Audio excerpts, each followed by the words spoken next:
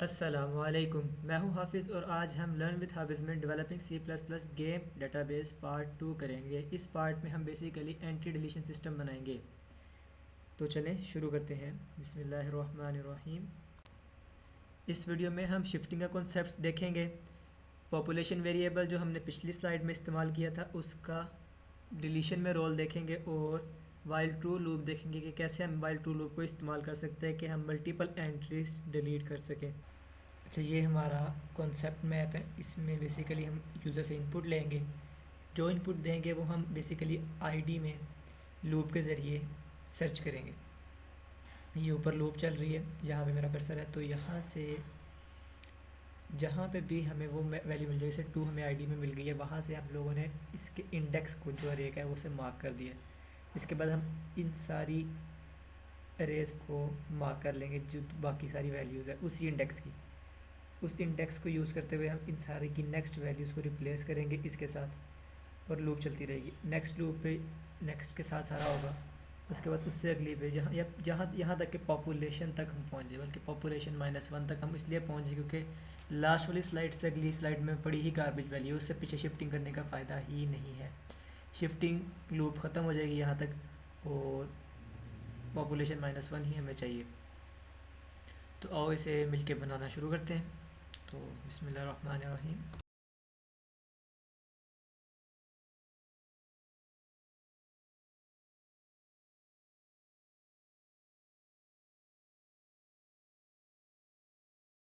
सबसे पहले तो हम अपना पिछला कोड एक नई फाइल बना के उसमें सारा कॉपी कर लेते हैं उसे। एक मिनट बस। अच्छा, ये कोड है हमारा। तो यहाँ पे ना हम लोग बेसिकली ये सारी फोर लूप जो हमारी आउटपुट की फोर लूप है उससे पहले हम डिलीशन लॉजिक लगाएंगे। तो इसमें सबसे पहले हम एक इनपुट लेंगे यूज़र से। हम उसे कहेंगे एंटर। जिस प्लेयर की आईडी आपने डिलीट करनी है उसकी आईडी आप एंटर करें। तो उसके बाद हम लोग उसे सीन लेंगे एक नए वेरिएबल में प्लेस होल्डर। प्लेस होल्डर वैसे ही क्योंकि इसमें हमने कोई रियल वैल्यू तो स्टोर नहीं करनी, इसलिए हम इसे एज एन एक्स्ट्रा कैलर रख लेंगे। यहाँ हमने प्लेस होल्डर बना दी। इंटीजर ये सही है, इंटीजर ही हमारी वैल्यूज़ होंगी और क्योंकि आईडी इंटीजर है हमें आईडी उसके अलावा भी। इसके बाद हम लॉजिक लगाएंगे, सर्च लॉजिक। वो लूप से लगेगा, ये लूप चलेगी पॉपुलेशन तक, क्योंकि पॉपुलेशन से आगे गार्बेज वैल्यू शुरू होती है तो उसमें हम सर्च नहीं करना। तो इसमें हमने क्या करना है, हमने इफ़ कंडीशन लगा के चेक करना है कि जो हमारे पास वैल्यू है सर्चिंग लॉजिक में, जो हमारे पास वैल्यू है इसकी प्लेस होल्डर के जो यूज़र ने एंटर की है, क्या किसी भी आईडी से मैच करती है।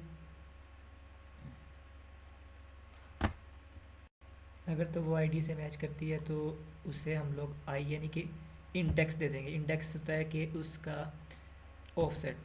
आईडी से मैच हुआ, हमने उसे इंडेक्स निकाला है। इंडेक्स का मैं आपको कंसेप्ट अगर दिखाऊं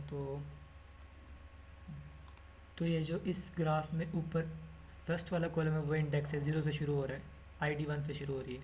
तो बेसिकली ये इंडेक्स होता है, 0 से शुरू होता है, हर अरे का ये सेम होता है, आईडी का नहीं बाकी सारों का भी। तो अब हम शिफ्टिंग करेंगे इंडेक्स की बेसिस, हम सारी रेज का इंडेक्स क्योंकि सेम रहेगा। अगर आप दोबारा पिछली स्लाइड निकाल के देखें तो उसमें भी आपको मिल जाएगा।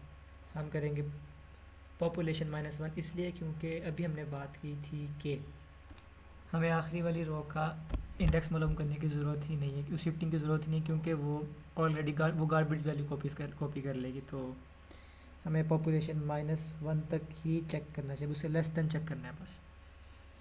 तो ये हमारा लॉजिक हो गया। इसके बाद हमने इसमें ये लॉजिक लगाना है कि हर एक अरे की जो करंट इंडेक्स है उसे नेक्स्ट इंडेक्स कर देना है।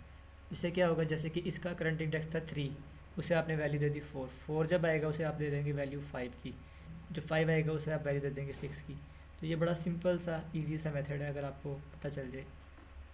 इसी तरह हमने यूनिक का हमने एक इंडेक्स शिफ्ट किया, लेवल को भी उसी बिल्कुल इसी तरीके से, एक्सपी को, रैंक को, तीनों को, चारों को इस तरह शिफ्ट किया। सिर्फ आईडी को हम उस तरह शिफ्ट नहीं करेंगे।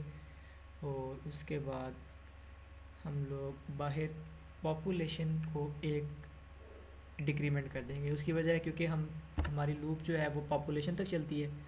अगर हमारी लूप अगर डिक्रीमेंट नहीं करेंगे तो हमारा एक कॉलम पूरा गार्बेज वैल्यू का चल जाएगा।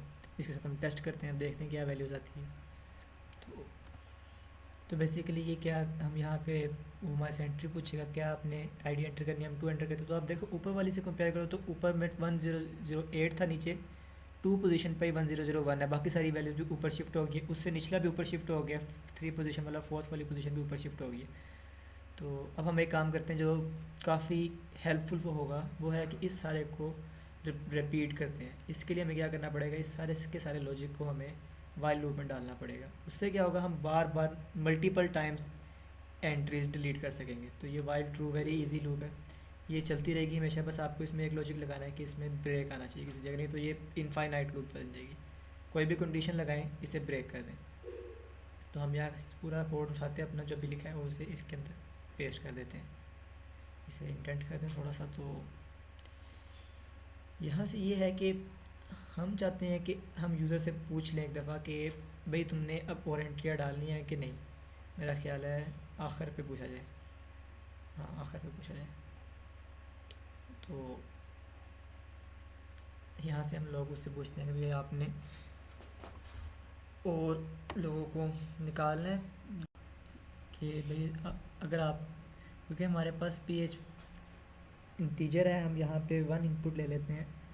और हमने क्योंकि वाइल लूप ब्रेक करनी है, हम ये चेक कर लेते हैं अगर यूज़र 1 इनपुट नहीं करता PH में तो ब्रेक कर दो, नहीं तो चलने दो लूप। क्योंकि वाइल ट्रू जैसे ये लूप ख़त्म होगी वैसे ये दोबारा चल जाएगी।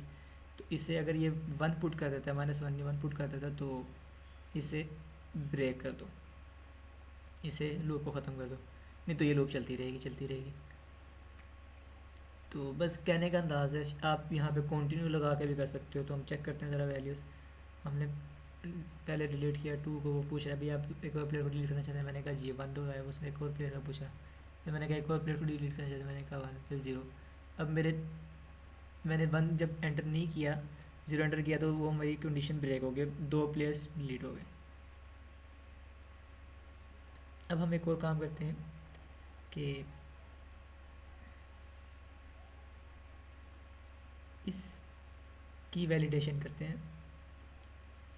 अगर यूज़र ऐसा करे कि ऐसी वैल्यू इनपुट कर दे जो अरे में हो ही ना, फिर इसका हम एक हल निकालते हैं कि हम चेक कर लेते हैं भाई जो वैल्यू अरे यूज़र ने डाली है वो मिली भी है अरे में कि नहीं। ऐसा ना, अगर अरे में वैल्यू मिलती नहीं है तो हम उसे, अगर अरे में वैल्यू मिलती ही नहीं है तो हम उसे फोर्स करते हैं भाई दोबारा वैल्यू एंटर करो, तुमने जो वैल्यू एंटर की है वो तो अरे में है ही नहीं। तो हम ये फाउंड एक वेरिएबल डिक्लेयर कर देते हैं बूल में, और इसे ऊपर जाके फॉल्स कर देते हैं। और जब भी उसे लूप सर्चिंग लूप में चले और वो उसे एंट्री मिल जाए तो उसे हम ट्रू कर देंगे, अदरवाइज़ वो फॉल्स रहेगी। यहाँ पे ये चेक करेंगे कि अगर फाउंड जो है वो फॉल्स है, डबल इक्वल टू का साइन आएगा, तो अब फाउंड अगर जो फॉल्स है तो हम दोबारा लूप कंटिन्यू कर देंगे। हम पहले सी आउट स्टेटमेंट कर देते हैं उसे कि भाई आपने ऐसे स्टेटमेंट एंटर की है, वैल्यू हमें मिली नहीं, सेमीकोलन आएगा यार, सेमीकोलन, हाँ।